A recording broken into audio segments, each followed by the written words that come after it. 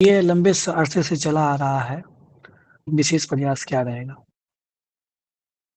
कुछ सरकार सर का इस महत्वपूर्ण प्रयास बताइए और फिर एक अपना आपका क्या विज़न है? हुँ, सर सरकार के द्वारा जो अभी रिजर्वेशन को एक्सटेंड किया गया 35% वो सबसे मेजर एक गेम चेंजर हो सकता है बिहार के विमेन के लिए। और हुँ। सेकंड है कि वहाँ जो 50% रिजर्वेशन लोकल गवर्नमेंट में है वो भी एक बहुत इम्पोर्टेंट है। और थर्ड है कि uh, sir sorry sir I am not able to recall. अच्छा ठीक है, आप अपना स्टेप बताइए कि आप एज़ एसडीएम किसी अनुमंडल में मंडल पदाधिकारी बनते हैं, आप क्या-क्या स्टेप लेंगे महिलाओं को जो कि मतलब होता है कि सामाजिक दबाव होता है, जल्द श शादी कर दी जाती है, पढ़ने का मौका कम दिया जाता है, एक बार पीटी नहीं निकला, चलो अब शादी कर देते हैं, तुम्हारी एज हो गई है। क्या आप कैसे उसको सही करेंगे आप? सर सब एज ए एसडीएम सबसे ज़रूरी है कि जो भी सरकार की पॉलिसीज़ है, जो भी प्रोग्राम्स है, उनको सही तरीके से एग्ज़ीक्यूट करना और इसके बारे में एजुकेट करना और अवेयरनेस फैलाना और एक रोल मॉडल कॉन्सेप्ट को बढ़ावा देना, जिसको देखकर जो विमेन आपकी मैरिड प्रेरणा विमेन है कौन है? वो भी। आपकी प्रेरणा कौन सर है? मेरी प्रेरणा टीना डाबी मैम है, जो कि एक आईएएस नवीन मैम, ऑफिसर है। ओके। Yes sir. स आप अपना 3 पॉज़िटिव और 3 नेगेटिव पॉइंट बताइए। सर 3 पॉजिटिव पॉइंट्स ये है कि अ, मेरी इंटीग्रिटी और हुँ, सेकंड है मैं हार्ड वर्किंग हूँ और थर्ड है कि अगर मैं किसी चीज़ को ठान लेती हूँ तो फिर उसको कंप्लीट करती हूँ एनी हाउ। और अगर ठीक है। नेगेटिव एस्पेक्ट्स की बात करें तो हुँ, फर्स्ट है कि थोड़ा इमोशंस ज़्यादा हैं हुँ, और सेकंड है कि अ,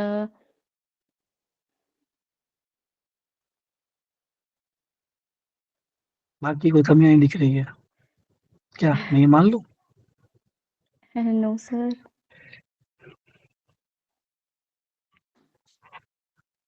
ठीक है, कोई बात नहीं। ये बताइए ओके सर। अभी पेपर पढ़ा है आपने? आज का, यस कल सर। का? Yes sir. क्या कुछ न्यूज़ पता है? Yes sir. अभी बताइए।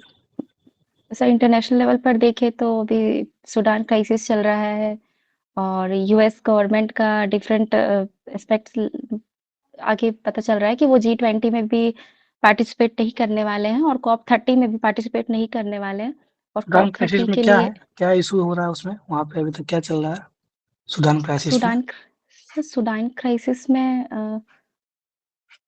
कौन-कौन से 2 पार्टी के बीच में लड़ाई हो रही है? जिनोसाइड हाँ, क्या हो सर रहा है वो उसमें? सॉरी सर कौन-सी इसके दोनों बारे में पार्टी? मुझे जानकारी नहीं है ज़्यादा। अच्छा ठीक है। अभी एक नई मूवी आई है बारामूला, जानते हैं उसके बारे में? No sir. बारामूला आपने क्या क्या है ये? किसका नाम है? कोई स्थान, कोई historical place? Baramulla yes sir एक स्थान ये है जम्मू कश्मीर में। एक अभी मूवी आई है इस पे, कुछ आइडिया है इसके बारे में? No sir I am not aware of the movie. अच्छा द ताज स्टोरी एक मूवी आई थी अभी वर्तमान में, जानते हैं उसके बारे में?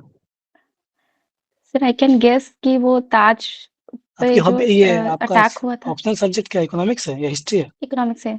इकोनॉमिक्स से। अच्छा कोई बात नहीं, ये करंट अफेयर्स की चीज़ें हैं। ठीक है, सुजीत सर। इकोनॉमिक्स आपका ग्रेजुएशन सब्जेक्ट है ना? Yes sir. और ऑप्शनल क्या रखा है आपने? इकोनॉमिक्स ही है सर। इन्फ्लेशन क्या है, उसको कैसे परिभाषित करेंगे? Sir rise in price level over a time period को मेजर करते हैं तो उसी को इन्फ्लेशन कहते हैं। सामान्य शब्दों में उसे क्या बोलते हैं? महंगाई से शायद जोड़ते हैं, है ना? महंगाई। Yes sir. Yes sir. Inflation को कंट्रोल करने के लिए क्या-क्या टूल्स हैं? सर इसको दो तरीके से कंट्रोल किया जाता है। एक तो गवर्नमेंट करती है जिसको जो फिस्कल पॉलिसी के थ्रू करती है और सेकंड हमारा सेंट्रल बैंक करता है जो कि आरबीआई करता है थ्रू मॉनेटरी पॉलिसी। और फिर गवर्नमेंट जो करती है फिस्कल पॉलिसी, उसके अंदर वो गवर्नमेंट स्पेंडिंग और टैक्सेशन टूल्स का यूज करती है। और जो आरबीआई करती है वो reserve repo rate, SLR, CRR, ये सब टूल्स का यूज करके करती है। अगर आप वित्त मंत्री होती तो कंट्रोल करने के लिए कौन सा टूल इस्तेमाल करती है, अगर मान लिया जाए कि महंगाई आज के डेट में 10% है? Okay sir. सर, तो बीइंग अ फाइनेंस मिनिस्टर, तो वो तो गवर्नमेंट के अंदर है, तो ऑब्वियसली थ्रू फिस्कल पॉलिसी। और अगर महंगाई का दर 10% है तो वो कंट्रोल करना बहुत ज़रूरी है, जिसके लिए टैक्सेशन को बढ़ाया जा सकता है। इस तरह के टैक्सेशन मतलब किस लेवल पे टैक्सेशन को बढ़ाएंगे? वो प्रोग्रेसिव होगा या रिग्रेसिव होगा? मिडिल क्लास पे, अपर मिडिल क्लास पे, लोअर क्लास पे, कैसे?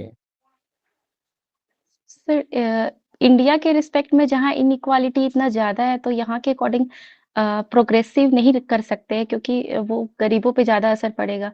इसलिए प्रोपोर्शनल टैक्सेशन सिस्टम को यूज़ किया जा सकता है, जिसे रिग्रेसिव टैक्सेशन भी कहते हैं। अभी पिछले बजट में जो है अनाउंस किया गया कि 12 लाख तक की जो भी आमदनी है उस पे जो है टैक्सेशन को फ्री कर दिया गया है, तो इससे तो यस। महंगाई और बढ़ेगी ही। महंगाई बढ़ेगी कि नहीं? सर, इस सरकार को रेवेन्यू लॉस होगा, जो पैसे है वो मार्केट में जाएगा।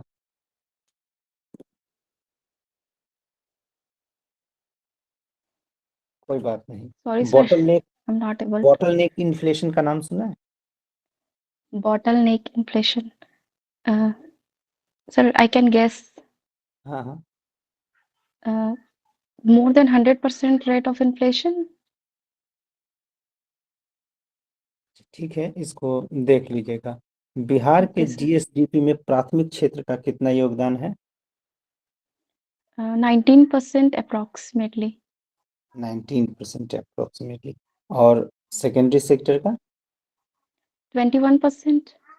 21%। कहा जाता है कि प्राथमिक क्षेत्र की तुलना में द्वितीयक क्षेत्र का योगदान अगर अच्छा है तो वो एक हेल्दी इकोनॉमिक्स की ओर इंडिकेट करता है। बावजूद इसके बिहार में इंडस्ट्रियल ग्रोथ बहुत कम है, इसको अनहेल्दी की तरह देखते हैं। तो इंडस्ट्रियल डेवलपमेंट के लिए क्या क्या आपके सुधार होंगे और क्या क्या आप इनिशिएटिव लेंगे अगर आप एक प्रशासक के तौर पे अपॉइंट होते हैं तो? तो सबसे पहले तो बिहार इंडस्ट्रीज में इतना लैकिंग है, इसीलिए इसका मेन रीजंस ये है कि फर्स्ट तो है कि बिहार में इन्वेस्टमेंट की बहुत ज़्यादा कमी है, और प्राइवेट इन्वेस्टमेंट की खास तौर पे, जिसको ठीक करने की ज़रूरत है, जो कि गवर्नमेंट कर भी रही है। जैसे 2016 में इन्वेस्टमेंट प्रमोशन पॉलिसी गवर्नमेंट ने लाया था। और सेकेंडरी है कि बिहार में जैसे टूरिज्म सेक्टर है, अ, और भी सेक्टर्स है जिसको प्रमोट किया जा सकता है। और सॉरी सर। कोई बात नहीं। Aditya sir? Sir, thank you. Neelu, yes sir. ये बताइए कि इस बार वर्ष 2025 का जो इकोनॉमिक्स का नोबेल प्राइज दिया गया है वो किनको यस सर। दिया गया है और किस विषय के लिए दिया गया है? सर, तीन तीन इकोनॉमिस्ट को मिला है। एक जॉयल मुक्केर, पीटर, और एक और है सर, ठीक है, जिनको क्या? How innovation drives growth, economic growth, इसके लिए दिया गया, इस कॉन्सेप्ट के लिए।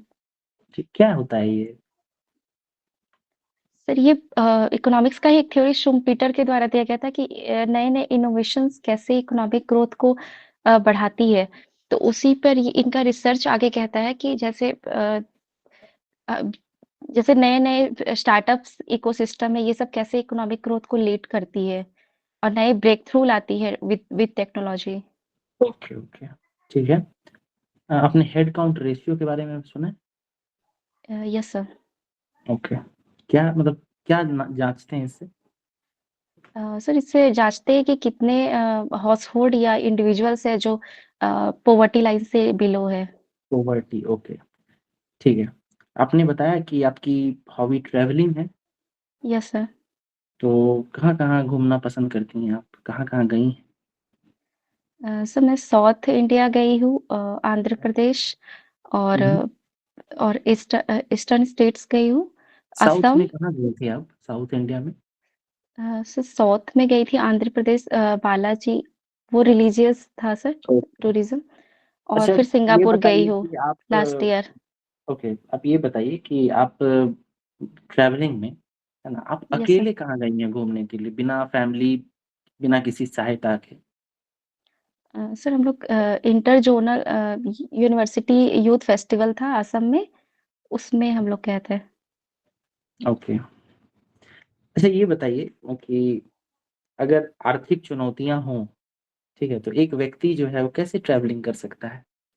ट्रैवलिंग तो काफ़ी खर्चीली हॉबी है ना? एक व्यक्ति जो आर्थिक चुनौतियों से जूझ रहा हो, कैसे ट्रैवलिंग करेगा?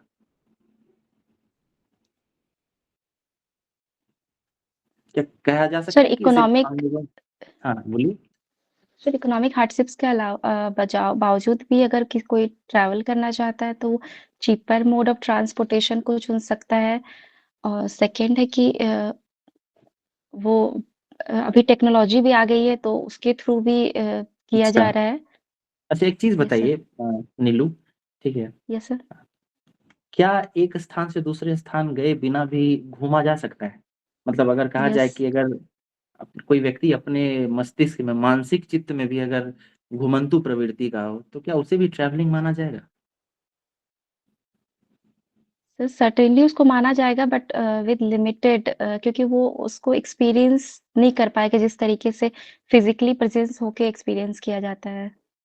अच्छा, ठीक है। तो ट्रैवलिंग में महिलाओं को कौन-कौन सी चुनौतियाँ आती हैं? यस। तो सबसे पहले तो है कि सिक्योरिटी, हुँ, हुँ। और सेकंड है कि वो अकेले जाना, अभी भी इंडिया में ऑर्थोडॉक्स कंजर्वेटिव सोसाइटी है तो अकेले जाना बहुत मुश्किल होता है।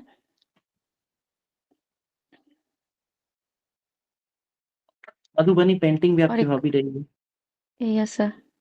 तो उसको बढ़ावा देने के लिए क्या-क्या कदम उठाया जा सकता है?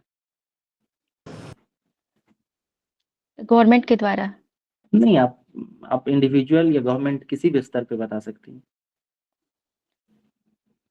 तो इसके लिए मधुबनी पेंटिंग को करिकुलम से जोड़ा जा सकता है फर्स्टली। ठीक है। सेकेंडली सेकेंडली इसमें जो भी लोग इन्वॉल्व्ड है उनको बढ़ावा दिया जा सकता है, उनको इंसेंटिव्स दिया जा सकता है ताकि ये जिंदा रहे। थर्डली जिंदा ये है रहे। कि सर जैसे इसके जो पर्सनालिटीज है, ग्रेट पर्सनालिटीज है, उनको किया भी गया है, उनको रिकॉग्नाइज किया भी गया है। सर अनम्यूट कर ले। आपका ये पहला इंटरव्यू है? Yes sir. बेहतर है, आप बोल ले रही है, अच्छी बात है, और कॉन्फिडेंटली बोल रही है।